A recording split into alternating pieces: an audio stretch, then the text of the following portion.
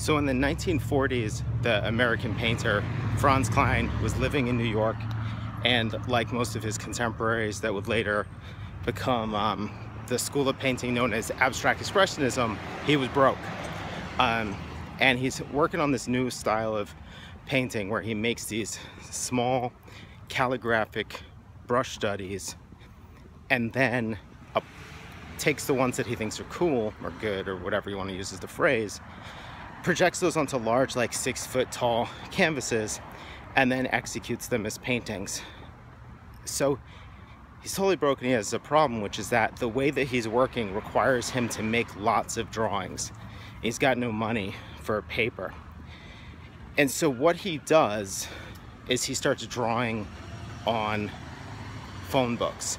Now, to those of you youngsters that don't know this, once upon a time, phone books were actually useful because that's how you found phone numbers. And if you imagine you live in New York City, you probably had a bunch of phone books. But regardless, they were free. So he starts painting on, or he starts doing India ink studies on phone book pages.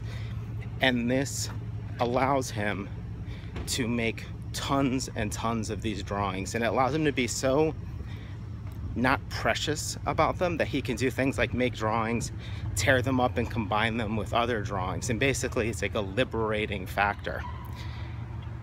And it's important because a lot of people don't make work because they can't afford quote unquote good materials or the right materials. You know, they need good paper and they need nice paints and whatnot. And Kline recognized that the way that he was working, he needed to be able to waste materials. So he had to find a material that he could afford to waste. If he had bought proper drawing paper, he certainly couldn't afford to waste it. He would probably have to come up with some additional step in order to do the work that he needed to do. In addition to the phone book sketches, the other thing that he did, and this is something he has in common with a lot of abstract expressionists of the time, is he used oil-based house paints to work. So this is something Jackson Pollock did, Willem de Kooning did it, I'm not sure who else, but then Franz Kline did it as well. And if you look at a Franz Kline painting, it's going to be about 6 feet in at least one direction, largely black and white. If you've ever bought oil paints, you can imagine that squeezing out 6 feet worth of black paint is going to be a lot of tubes of paint, and if you're broke, you can't really afford that. You're going to be precious about it, and you're going to be worried about whether each and every mark is good or whatever. So Kline instead used house paints. When you have a bucket of paint, you can't be too stressed about how much you're using. And compared to traditional artist paints, it's going to be borderline free. In doing so, you know, Kline set himself up to be ultra productive. He could get by without really getting a jobby job. He didn't really have to sell a lot of art to cover the cost of his materials, and so he could focus on the thing that mattered, which would be working. Kline died in something like 1962, and I want to say he was only 52 or something like that. So in the 1950s, as he's drawing on newspaper pages, he's a grown adult, you know, he's like in his 30s or 40s, and he's not letting being broke be a reason not to make work. And I think there's a real lesson in that.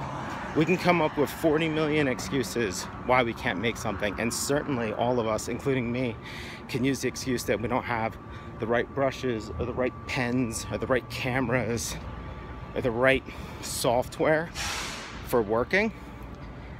But using the wrong tools and making work is always going to beat waiting for the right tool. And so so that is a story about Franz Kline. The other thing should be pointed out is that by the time Franz Kline died, he was an actual successful painter for however short a period that was allowed to be. And he still continued to paint with household enamel paints. And actually, an interesting side note is that sometime in the 1950s, Pablo Picasso switched to household paints as well because they were so cheap that it allowed him not to be precious and he could waste the materials.